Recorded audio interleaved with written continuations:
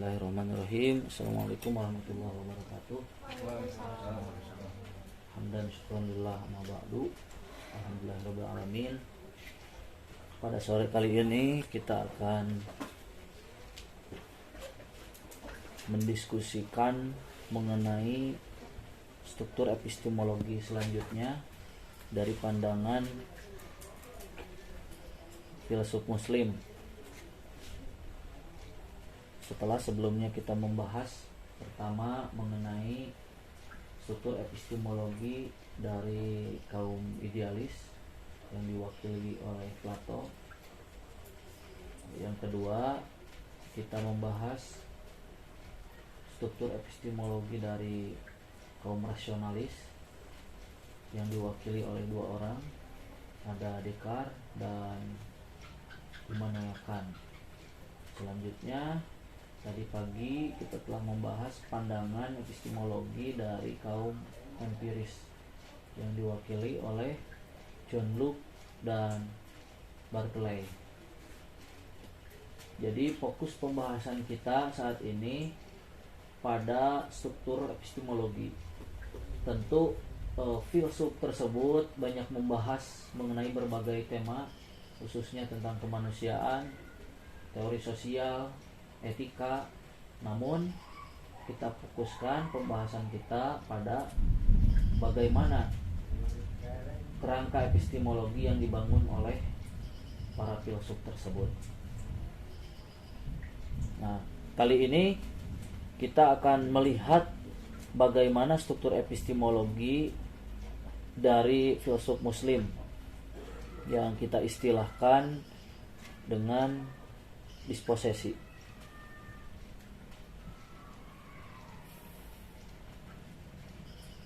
Nah, pertama, filsuf muslim ini mengakui dua sumber pengetahuan.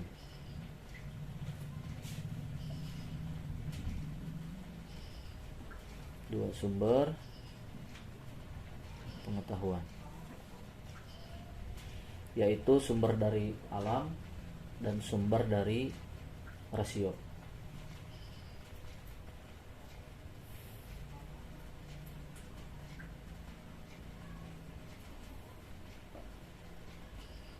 Selanjutnya, para filsuf muslim pun berusaha untuk mengkorelasikan antara persepsi indera dan persepsi rasio.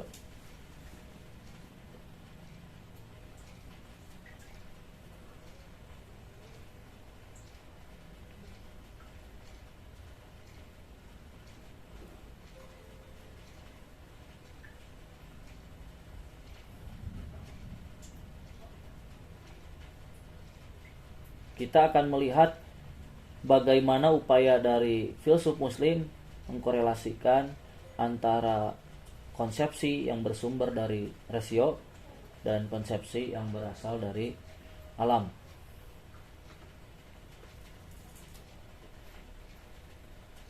Pertama-tama,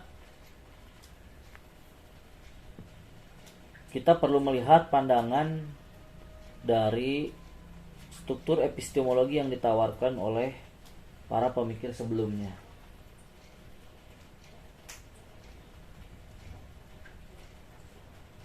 Contoh saja dari pemikiran empiris. Pemikir empiris hanya mengakui satu sumber pengetahuan, yaitu alam, dan menolak sumber dari rasio.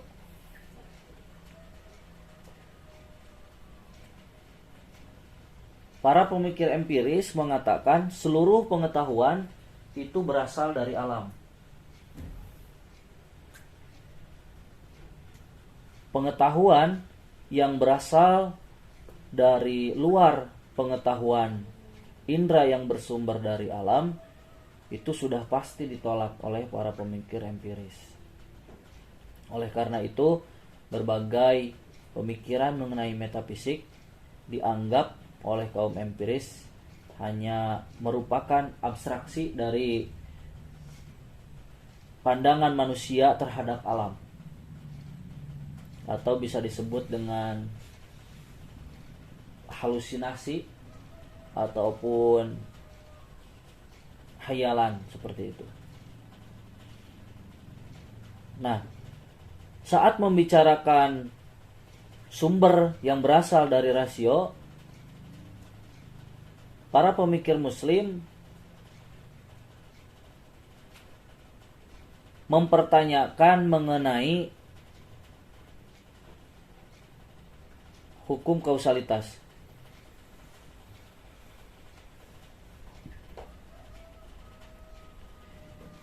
Apakah hukum kausalitas ini berasal dari alam?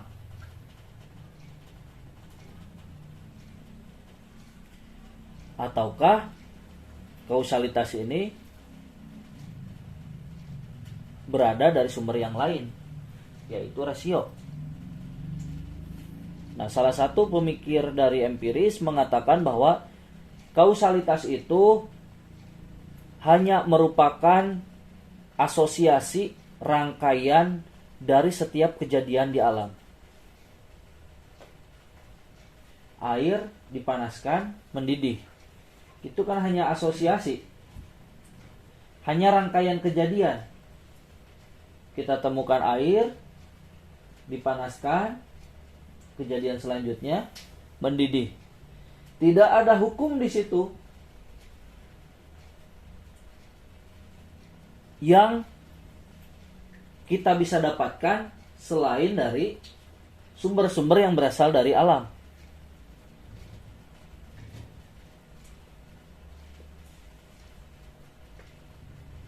Nah, hal itu memang adanya bahwa di alam kita hanya menemukan bahwa air dipanaskan, rangkaian selanjutnya, kejadian selanjutnya adalah air mendidih. Nah, tetapi rasio mengidentifikasi bahwa dalam rangkaian kejadian tersebut ada yang berupa sebab, ada kejadian yang menjadi akibat, dan di situ ada rangkaian.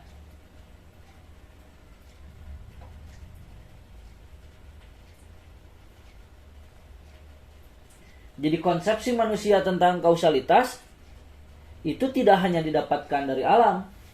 Di alam kita hanya mendapatkan landasan dari hubungan antara sebab dan akibat.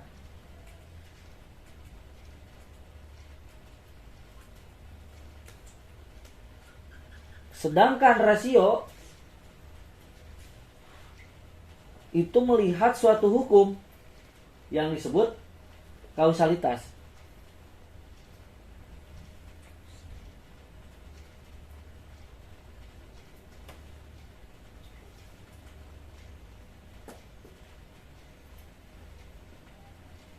Nanti pembahasan mengenai kausalitas lebih dalam ada bab tersendiri, yaitu mengenai hubungan antara sebab dan akibat di bab-bab selanjutnya dalam falsafatuna. Setidaknya hari ini kita mencoba untuk melihat bagaimana pandangan kaum empiris dan pandangan filsuf muslim seperti itu mengenai kausalitas.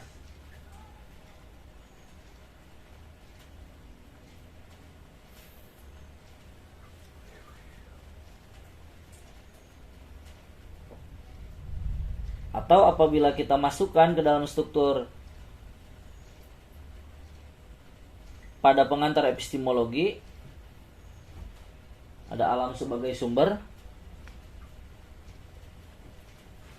indera sebagai alat,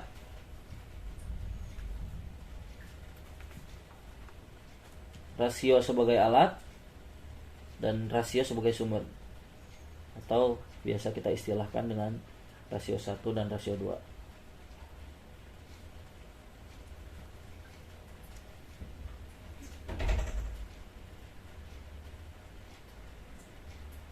Itu apa ya?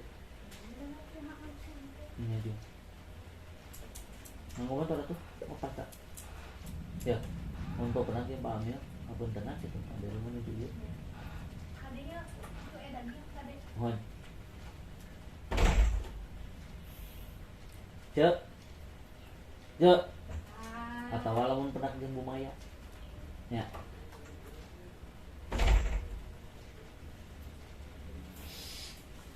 Nah, indra kan menangkap di alam sebuah kejadian. Ada air, kemudian ada api. Di alam sebenarnya air dan api itu kan tidak berhubungan sama sekali. Air berdiri sendiri, api berdiri sendiri. Keberadaan air tidak bergantung kepada keadaan api. Begitupun keadaan api tidak berhubungan dengan keadaan air. Masing-masing berdiri secara independen. Nah, kemudian indra mengidentifikasi bahwa saat air dididihkan oleh api,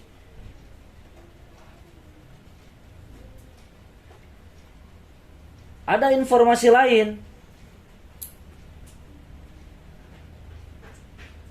Air berhubungan dengan api, ini kan ditangkap oleh indra, dilihat, oh ada air, ada api.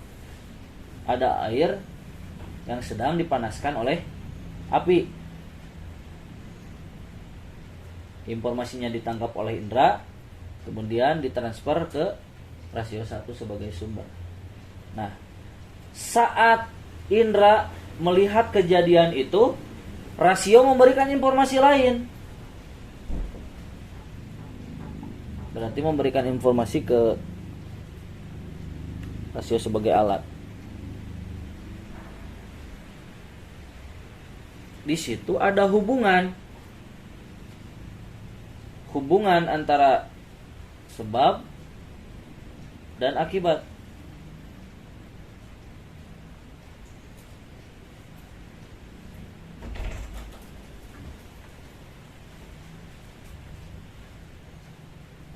Sebabnya api memanaskan air, akibatnya air itu menjadi mendidih. Indra menyaksikan hal itu di alam. Oh, ada air dipanaskan oleh api. Kejadian selanjutnya mendidih. Yang ditangkap oleh indra kan hanya itu. Tetapi rasio memberikan informasi. Di situ ada sebuah hukum, yaitu hukum sebab akibat. Maka fenomena yang satu menjadi sebab, fenomena yang lain adalah akibat. Nah, hal ini ditolak oleh pemikir empiris, bahwa hal itu kan hanya runtuyan kejadian, tahapan-tahapan kejadian di alam. Ya, apabila antara sebab dan akibat diidentifikasi secara terpisah. Itu kan terpisah. Air dipanaskan oleh api, kemudian mendidih. Ada tahapan-tahapan fenomena. Bagaimana dengan kejadian teman-teman membuka pintu? Pergerakan tangan saat menarik pintu dan kejadian pintu membuka, itu ada jarak atau tidak? Saat kita memegang pintu, kita buka. Pergerakan tangan dan pergerakan pintu itu kan bareng. Tidak ada rangkaian kejadian. Itu satu kejadian. Antara tangan dan pintu terbuka itu kan terjadi pada saat yang sama. Tapi akal melihat hal itu, bahwa gerak tangan menjadi sebab dan terbukanya pintu menjadi akibat. Itu kan rasio bisa mengurai hal itu. Nah, informasi tersebut turun ke rasio sebagai alat itu berasal dari rasio 2. Begitu menurut para filsuf muslim. Selanjutnya, pertanyaan selanjutnya. Saat indera melihat air di alam, melihat api, mendapatkan informasi tentang air dan api, kemudian hadir konsepsi di rasio. Hadir konsepsi di rasio. Setelah hadir konsepsi di rasio, yang menjadi pertanyaan, konsepsi yang hadir tersebut apakah benar dari alam atau ada sumber yang lain? Kenapa di kepala kita ada api? Kenapa di kepala kita ada air? Air dan api itu secara konsepsi itu dari mana? Menurut pemikir empiris, hal itu dari alam. Filsuf muslim menanyakan, kalau dari alam, seharusnya api yang ada di rasio itu sama dengan api yang ada di alam. Api di alam itu kan memiliki sifat membakar, panas. Mengapa api yang ada di rasio itu tidak memiliki efek panas? Air yang ada di alam itu memiliki efek basah. Mengapa air yang ada di rasio itu tidak memberi efek basah? Ada perbedaan sifat antara air yang ada di alam dan air yang ada di rasio. Di alam kita sudah temukan bahwa berbagai hal itu memiliki volume, memiliki berat, memiliki bentuk, memiliki ukuran. Misalkan kita mempersepsi sebuah gunung. Gunung kan besar, berat. Kemudian hadir gambaran di dalam benak manusia. Mengapa gunung yang ada di kepala manusia itu tidak berat? Mengapa gunung yang ada di kepala manusia itu tidak besar? Kok gunung bisa masuk ke dalam pikiran manusia? Apakah benar pikiran tersebut dari alam? Toh nyatanya gunung tetap ada di sana, air tetap ada di sana, api tetap ada di sana. Sedangkan di dalam pikiran kita juga ada air, ada api, ada gunung, dan hal itu berbeda sifat.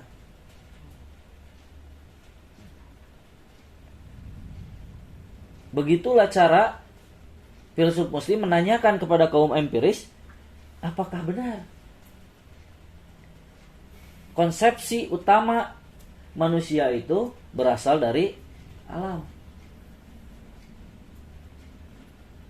Misal,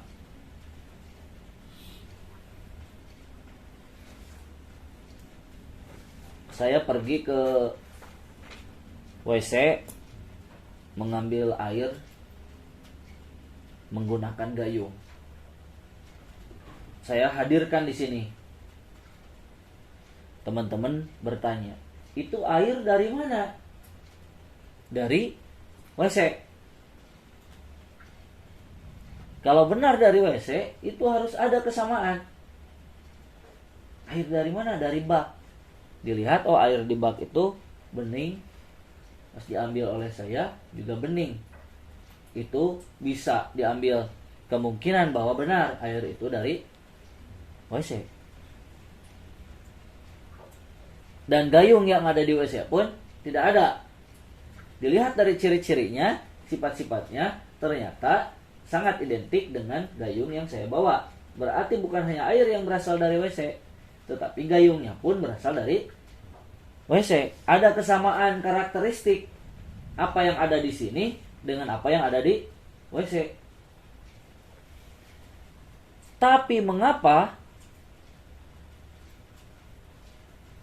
api yang kita persepsi di alam itu saat hadir ke rasio, itu segala efeknya tidak identik. Api yang ada di alam membakar, sedangkan api yang ada di rasio itu tidak membakar.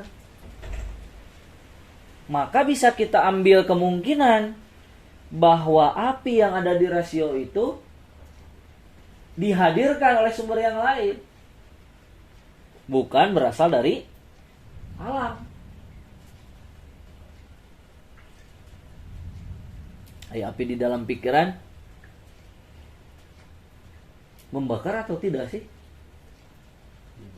Kalau membakar, kepala kita kan terbakar.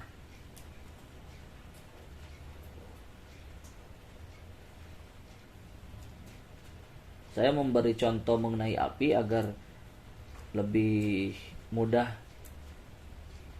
tergambar di dalam benak kita. Karena api itu memiliki efek membakar. Nah, api yang ada di rasio kita tidak membakar.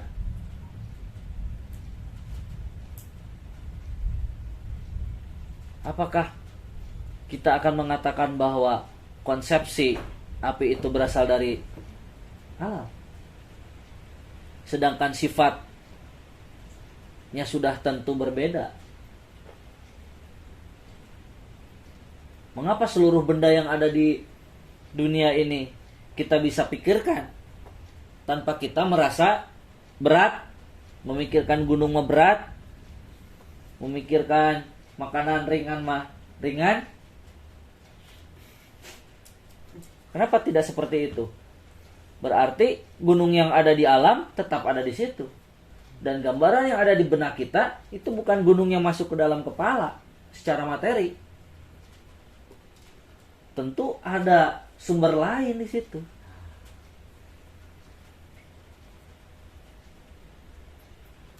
Ya kalau bukan bersumber dari alam, itu kan yang paling memungkinkan berasal dari rasio. Maka saat indera bersentuhan dengan api di alam,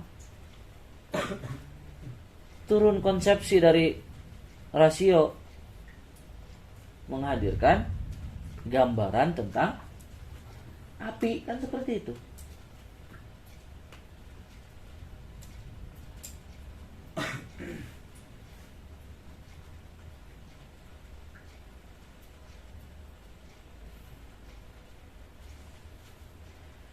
Kalau seperti itu terkesan pemikir muslim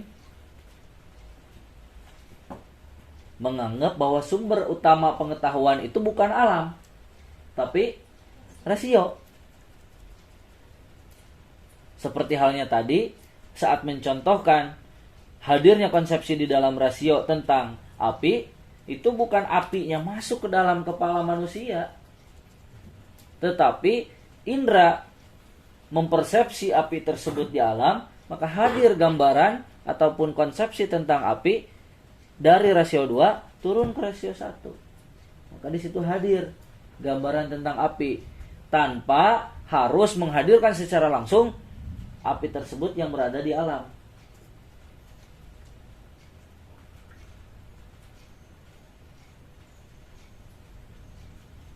Dari mana ciri khas dari pemikiran disposesi? Yaitu menempatkan persepsi indera sebagai landasan dan menempatkan persepsi rasio sebagai neraca. Iya, landasan pengetahuan itu memang hasil persepsi indrawi antara indera berinteraksi dengan alam sebagai landasan. Tetapi kehadiran konsepsi di dalam benak manusia itu dihadirkan oleh rasio 2, seperti itu. Nah, di sini disposesi nyambungnya indera bersentuhan dengan alam, Akibatnya hadir gambaran di dalam rasio 1 yang bersumber dari rasio 2. Jadi sebabnya indera mempersepsi alam, akibatnya hadir gambaran tentang berbagai sesuatu yang ada di alam, seperti yang saya tadi contohkannya itu api, dari rasio 2. Jadi nyambung.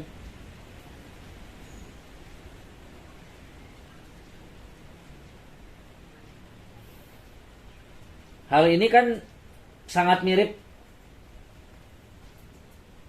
dengan pemikiran Immanuel Kant. Immanuel Kant pun kan berpikir seperti itu. Dia mengatakan di rasio 2 itu ada 12 kategori yang bersifat potensi. 12 kategori yang ada di rasio 2 menjadi aktual saat indera berinteraksi dengan alam. Kita nyambung. Indera bersentuhan dengan alam, hadirlah konsepsi di dalam rasio. Kalau menurut filsuf Muslim, gambaran tersebut dihadirkan oleh rasio 2. Kalau menurut Immanuel Kant, gambaran tersebut berasal dari aktualitas 12 kategori.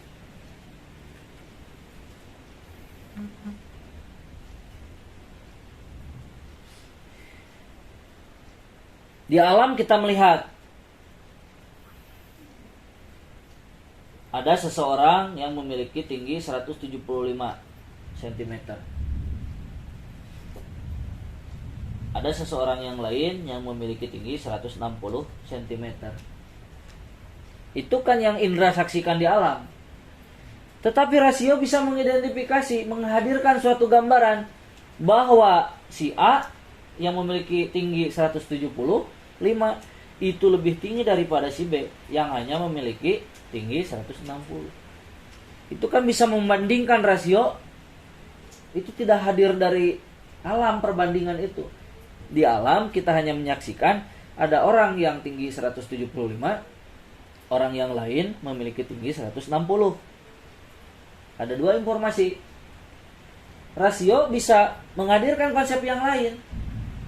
Apa informasi lainnya? Si A itu lebih tinggi daripada si B.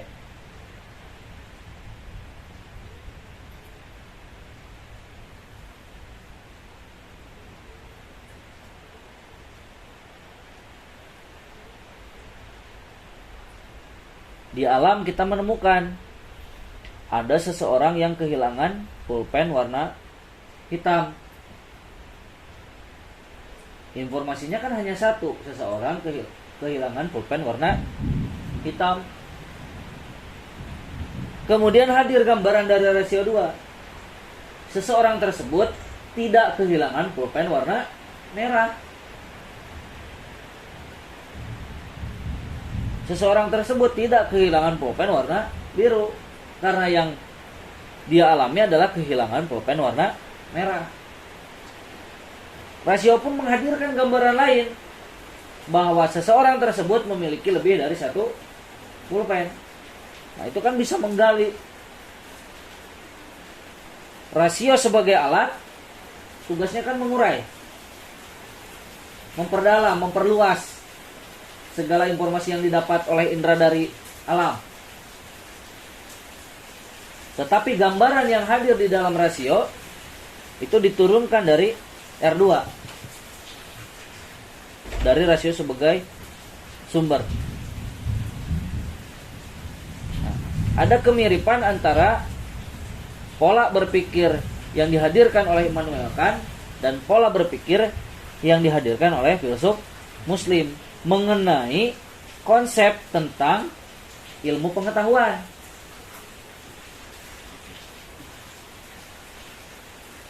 Tetapi saat berbicara tentang metafisik, misalkan berbicara tentang ketuhanan, Immanuel Kant memposisikan bahwa Tuhan itu tidak bisa diketahui karena tidak ada di dalam 12 kategori. Immanuel Kant pun tidak menemukan hal itu di alam. Dia tidak ditemukan di dua sumber tersebut. di alam tidak ditemukan di rasio sebagaimana dirumuskan di dalam 12 kategori pun ketuhanan tidak ditemukan. Maka Immanuel kan mengambil argumentasi mengenai ketuhanan itu dengan analitik. Tuhan itu ada, tapi tidak bisa diketahui. Kemudian kita bertanya, kok Immanuel kan tahu bahwa Tuhan itu ada? Itu tahu. Kata dia tidak bisa diketahui. Dia tahu dari mana? Sedangkan dia menolak pengetahuan dia bukan dari alam, bukan juga dari rasio. Selanjutnya pun kita bisa menganalisa, dia akan berargumentasi bahwa tidak mungkin sesuatu yang terbatas mempersepsi sesuatu yang terbatas mempersepsi sesuatu yang tidak terbatas. Itu kan biasanya dalih-dalih yang kita gunakan. Nah, yang menjadi persoalan bagaimana filsuf muslim menyelesaikan hal-hal yang berbau metafisik. Apakah filsuf muslim menemukan hal tersebut di alam atau menyandarkan hal-hal yang berbau metafisik itu di rasio?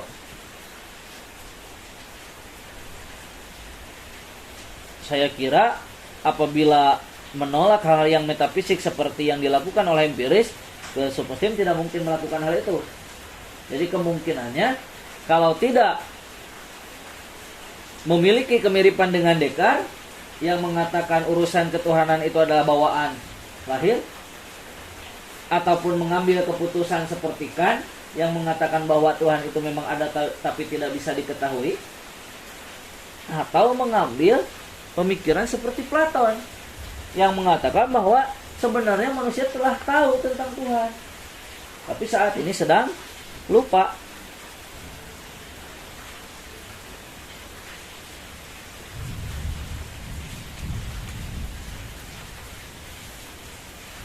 Nah, saya ingin mencoba untuk bagaimana teman-teman mempelajari di ranah ini dulu,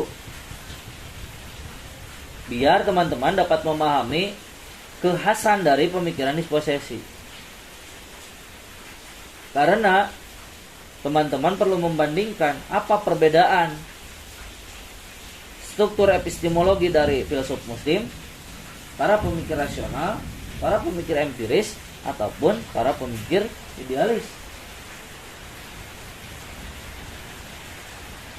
Ternyata kita temukan ada kemiripan antara pemikiran filsuf muslim dengan pemikiran Immanuel Kant dalam struktur ilmu pengetahuan. Tapi saat berbicara mengenai hal-hal yang metafisik, ini yang menjadi persoalan kita. Apakah filsuf muslim pun mengatakan demikian, bahwa Tuhan itu ada dan tidak bisa diketahui, sedangkan di sisi lain kita harus mempercayainya, meyakininya. Bagaimana jadinya kita meyakini sesuatu yang tidak kita ketahui? Bagaimana kita bisa meyakini toh kita pun belum mengetahui? Bagaimana kita bisa mencintai kalau kita pun belum mengenali? Kan seperti itu. Apakah seseorang bisa mencintai sesuatu yang tidak dikenali sama sekali, tidak diketahui sama sekali? Saya sedang jatuh cinta kepada perempuan. Siapa? Tidak tahu. Pernah ketemu? Tidak. Pernah melihat wajahnya? Tidak. Tahu namanya? Tidak. Ya, saya namai saja, namanya Shirley. Tapi saya tidak pernah melihat wajahnya. Saya tidak tahu dirinya, rumahnya juga belum tahu, orang tuanya siapa belum tahu, tapi saya sudah mencintainya sangat dalam. Tidak mungkin hal itu terjadi kan?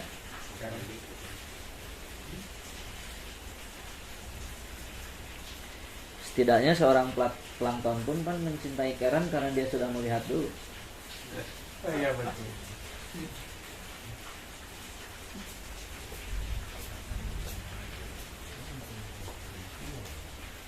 Makanya ada proses perkenalan, itu kan penting. Nah, teman-teman tadi kan bertanya seberapa lama kenal sama Aderi teh. Itu kan proses pengenalan itu penting. Jadi lamun teman-teman tos kenal, teu kudu aya bahasa, teu kudu tanpa aya kata. Tidak akan. Metik ningali can cai abdi eut bisa mendengar apa yang dibicarakan oleh hati. Awis ini jelasin abdi eut bisa eta ngadengkeun suara hati. Wah, can eut eta tadi can emam ya. Ayam pilih cuma suara hati na yuk. ayam mandiri ini. Halus benar. Ya gila. Bikin main di pengokan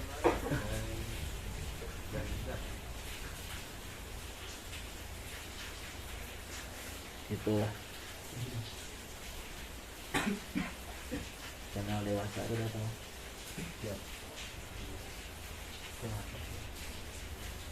Sok teman-teman bisa enak ditanyakan kemana. Karena rahasia disebut dulu itu pada apakah itu teh berbarengan gitu dah. Ya tadi analogi tangan membuka pintu.